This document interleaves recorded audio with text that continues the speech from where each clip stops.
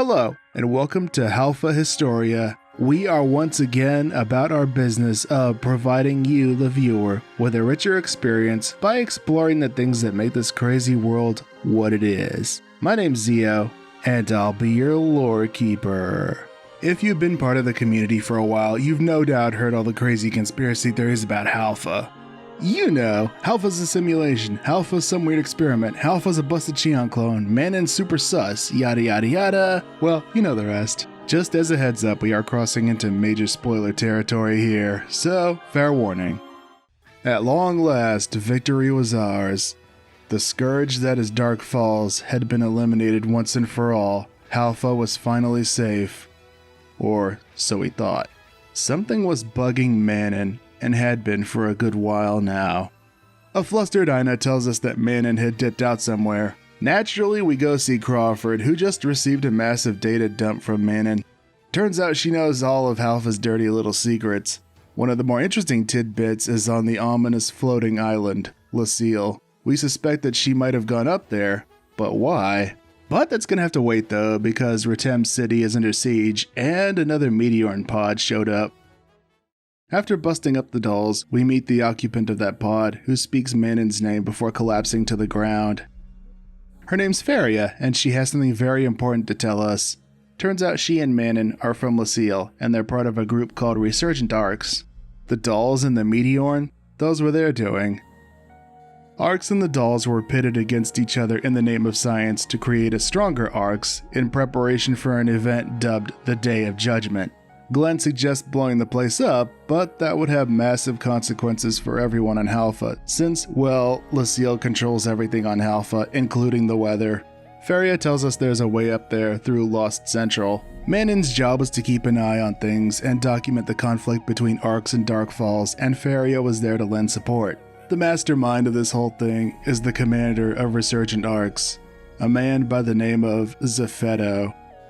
Manon had gone to Lucille to confront Zepheddo and put an end to this experiment. Faria came down to Halpha to enlist our aid. After punching our way through Lucille, we finally catch up to Manon. She was all about the business, doing as she was told, until she came to Aelio Town and witnessed the carnage wrought by Dark Falls. But our tearful reunion is cut short, and we are formally introduced to Zepheddo. Who would conduct such a barbaric 300-year experiment? And for what reason?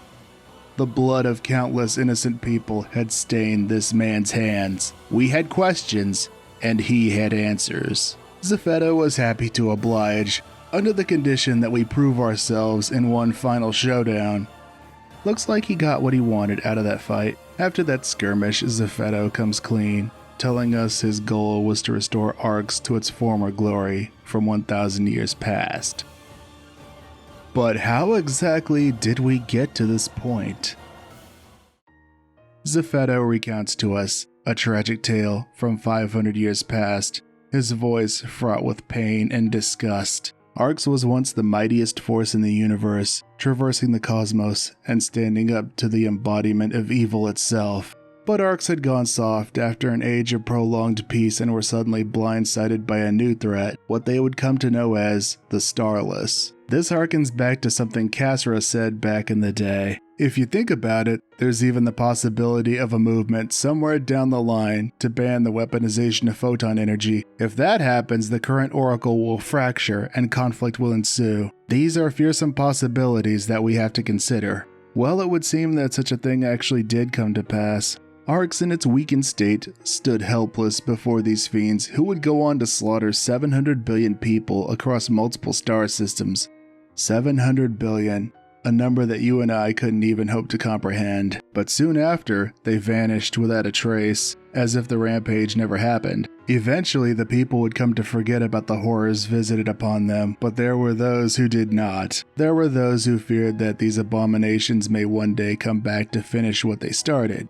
Resurgent Arcs was established to bring the organization back to its former might. Milder training methods bore little fruit in terms of photon sensitivity, so the Dolls and Dark Falls were brought into the mix. The first generation was completely wiped out, whereas the second generation fared somewhat better. As for the third generation, that's where we come in. But our conversation is cut short when a group of Starless show up. Looks like this Day of Judgment is coming earlier than expected. Zephetto tells us the future is ours before blasting off to intercept the fiends. This still leaves some lingering questions though. Is Lucille truly under new ownership as our new base of operation? Have we truly seen the last of Zephetto? Is he more like a certain mad king from Phantasy's past?